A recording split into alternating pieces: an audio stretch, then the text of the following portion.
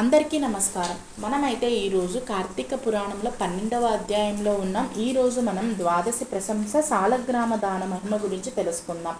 మహారాజా, కార్తీక మాసమున కార్తీక సోమవారము లేదా కార్తీక ద్వాదశి వ్రతము గురించి సాలగ్రామపు మహిమలను గురించి ఈరోజు వివరిస్తాను. కార్తీక సోమవారం నాడు ఉదయాన్నే లేచి కాలకృత్యములు తీర్చుకొని నదికి వెళ్ళి స్నానం చేసి ఆచమనం చేయవలను. తరువాత శక్తి కొలది బ్రాహ్మణులకు దానమిచ్చి ఆ రోజంతయు ఉపవాసం ఉండి సాయంకాలమున శివాలయముకు గాని విష్ణాలయముకు గాని వెళ్ళి దేవుణ్ణి పూజించి నక్షత్ర దర్శనం చేసుకొని పిమ్మట ఆహారంను తీసుకోవలను. ఈ విధంగా చేసిన వారికి సకల సంపదలు కలుగుటయే కాక మోక్షము కూడా కలుగును. కార్తీక మాసంలో శనిత్రయోదశి వచ్చిన ఎడల ఆ వ్రతమును కూడా ఆచరించినచో 100 రెట్ల ఫలితము కలుగును. కార్తీక శుద్ధ ఏకాదశి రోజున పూర్ణోపవాసం ఉండి ఆ రోజు రాత్రి విష్ణాలయమునకు వెళ్ళి శ్రీహరిని మనసారా ధ్యానించి శ్రీహరి సన్నిధిని పురాణ కాలక్షేపం చేసి మరునాడు బ్రాహ్మణులకు సమారాధన చేసిన ఎడల 1,000,000 యజ్ఞములు చేసిన ఫలితము కలుగును. ఈ విధముగా చేసిన వాళ్లకు సూర్యగ్రహణ సమయంలో గంగా నదిలో స్నానము చేసిన 1,000,000 బ్రాహ్మణులకు భోజన దానము చేసిన ఎంత పుణ్యము కలుగునో దానికంటే అధికము ఫలితము కలుగును. కార్తీక శుద్ధ ద్వాదశి నాడు శ్రీమన్నారాయణుడు శేషపాంపు మీద నుంచి లేచును గనుక కార్తీక శుద్ధ ద్వాదశి వ్రతము విష్ణువుకు ఎంతో ఇష్టము. ఆ రోజున శ్రీమంతులు ఎవరైనా గాని ఆవు కొమ్ములకు బంగారపు తొడుగు తగిలించి ఆవు కాళ్లకు వెండి డెక్కలు తగిలించి దూడతో సహా బ్రాహ్మణుడికి దానమిచ్చిన ఎడల ఆయావు శరీరమందు ఎన్ని రోమాలు కలవో అన్ని సంవత్సరములు ఇంద్రలోకంలో స్వర్గ సుఖములు అందుదురు. కార్తీక మాసమందు వస్త్రదానము చేసిన గొప్ప ఫలము కలుగును. మరియు కార్తీక శుద్ధ పాడ్యమి రోజున కార్తీక పౌర్ణమి రోజున కంచు పాత్రల్లో ఆవు నెయ్యి పోసి నేతి అందు దీపం ఉంచిన ఎడల వాళ్ళు పూర్వజన్మలో చేసిన సకల పాపములు తొలగి పుణ్యాత్ములు అవ్వుదురుగాక. ద్వాదశి నాడు యజ్ఞోపవీతాలు దక్షిణతో బ్రాహ్మణులకు దానమిచ్చిన వారు ఇహపర సుఖములు పొందుదురు. ద్వాదశి రోజున బంగారు తులసి చెట్టును గాని సాలగ్రామమును గాని ఒక బ్రాహ్మణుడికి దానమిచ్చిన ఎడల 4 సముద్రముల మధ్యనున్న భూమిని దానం చేసిన ఎంత ఫలము కలుగునో అంతటి ఫలము కలుగును.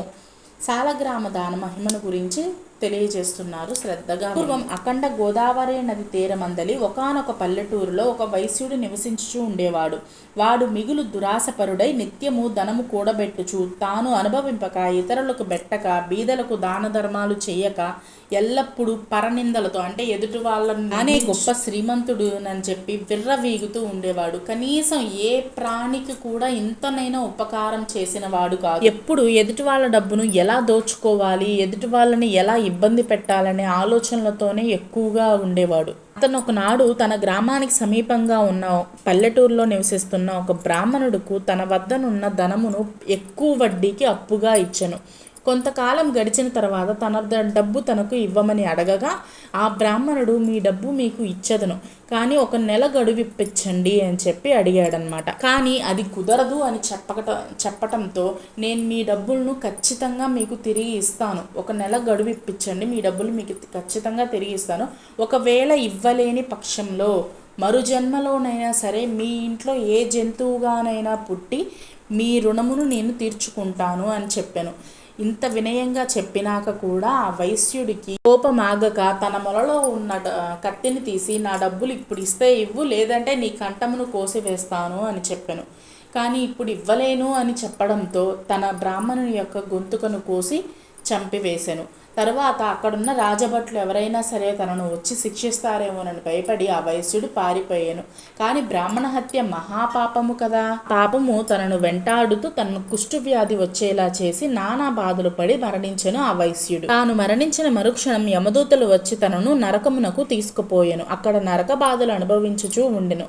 ఆ వైశ్యునికి ఒక కుమారుడు కలడు. అతని పేరు ధర్మవీరుడు. ఆ పేరుకు తగ్గట్టుగానే తండ్రి సంపాదించిన ఆస్తులన్నీ కూడా దాన ధర్మాలు చేయుచు పుణ్యకార్యములు చేయుచూ ఉండెను. బాటసారుల నీడ కొరకు చెట్లు నాటించెను. నూతులు, బావులు, చెరువులు అన్నీ త్రవ్వించుచు చుట్టుపక్కల జనాల్ని ఎంతో జాగ్రత్తగా చూసుకొనుచూ ఉండెను. ఇట్లా జనులందరినీ సంతోషపెట్టి మంచి కీర్తినైతే సాధించెను. ఇదిలా ఉండగా ఒకరోజు త్రిలోక సంచారి అయినటువంటి నారదుల వారు విష్ణులోకమును యమలోకమును సందర్శించి పిమ్మట భూలోకమునకు వచ్చి ధర్మవీరుడి ఇంటికి వచ్చెను.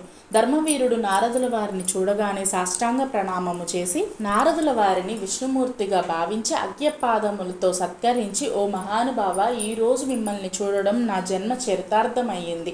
మీరు మా ఇంట అడుగు పెట్టడంతో మా గృహము పావనమయ్యింది. మీరు నేనిచ్చే సత్కారము నాకు తగినంత వరకు నేను చేస్తాను. నేనిచ్చే సత్కారమును స్వీకరించి తదుపరి మీరు వచ్చిన పని ఏమిటో వివరించమని కోరెను. అందుకు నారదుడు చిరునవ్వు నవ్వి, ఓ ధర్మవీరా, నేను నీకొక మంచి విషయమును తెలియజేయడానికి వచ్చి తిని. శ్రీ మహావిష్ణువుకి ఎంతో ఇష్టమైనటువంటిది కార్తీక మాసంలో ద్వాదశి నాడు. ఆ ద్వాదశి నాడు శ్రీ మహావిష్ణువు శేషపాంప మీద నుంచి నిద్ర లెగుస్తారనమాట. ఆ రోజున ఎవరైతే సాలగ్రామ దానమును చేస్తారో వాళ్ళకి మిక్కిలి మిక్కిలి మిక్కిలి మిక్కిలి ఫలితము కలుగును. నువ్వెన్నో దాన ధర్మాలు చేశావు ఇప్పటికీ, కానీ నీ తండ్రి నరకములో నరక బాధలు అనుభవించుచూ ఉండెను. కావున ఈ సాలగ్రామ దానము చేసి నీ తండ్రి నరక బాధను తప్పించుము. కొడుకుగా అది నీ బాధ్యత అని తెలిపాను. ఇప్పుడు ధర్మవీరుడు, స్వామి, ఇప్పటికీ నేను గోదానం, భూదానం, వస్త్రదానం, అన్నదానం ఇన్ని దానములు చేశాను. ఇన్ని దానములు చేసినను మా నాన్న నరకములో నరక బాధలు అనుభవించుచున్నాడు కదా, మరి సాలగ్రామ దానము చేస్తే నీ ఎలా తప్పించుకోగలుగుతాడు? అసలు సాలగ్రామ దానం చేయడం వల్ల ఎవరికైనా ఏ ఉపయోగం అన్నా ఉందా? అది ఒట్టి రాయే కదా. ఎవరికన్నా ఆకలి తీరుస్తుందా? ఎవరికన్నా దాహం తీరుస్తుందా? నేను ఈ దానం చెయ్యను అని చెప్పాను. అప్పుడు నారదుల వారు ధర్మవీరుడి యొక్క అమాయకత్వాన్ని చూసి నవ్వి, నువ్వు దానిని రాయిగా భావిస్తున్నావు, కానీ అది సాక్షాత్తు శ్రీ మహావిష్ణువు.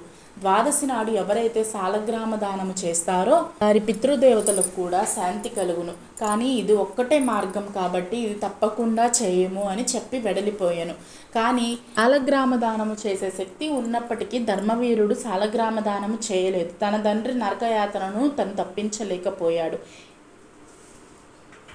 ఇలా కొంతకాలానికి ధర్మవీరుడు మరణించెను. కానీ తన తండ్రి నరక బాధను తప్పించని కారణంగా తనకు పాపం అనేది వచ్చింది. దాని చేతనే మరుజన్మలో పులి అయి పుట్టి, మరు 3 జన్మల్లో వానరమై పుట్టి, 5 జన్మలు ఎద్దుగా పుట్టి, 10 జన్మలు మానవ స్త్రీగా పుట్టి, మరి ఒక 10 జన్మలు పందిగా పుట్టి జన్మించెను. అట్లు జరిగిన తర్వాత 11వ జన్మలో ఒక పేద బ్రాహ్మణుని ఇంట స్త్రీగా పుట్టెను. ఆమెకు యవ్వన వయస్సు రాగానే పేద బ్రాహ్మణుడు ఒక విద్వాంసునికిచ్చి వివాహం చేసెను.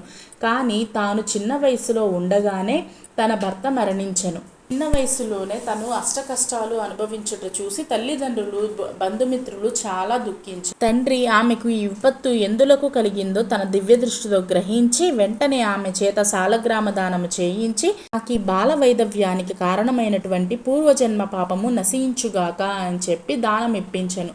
పిమ్మట తన భర్త బతికి వచ్చెను. ఇద్దరు నిండు నూరేళ్లు హాయిగా సంతోషంగా గడిపిరి. మరణానంతరం ఇద్దరు స్వర్గమునకు ఏగిరి.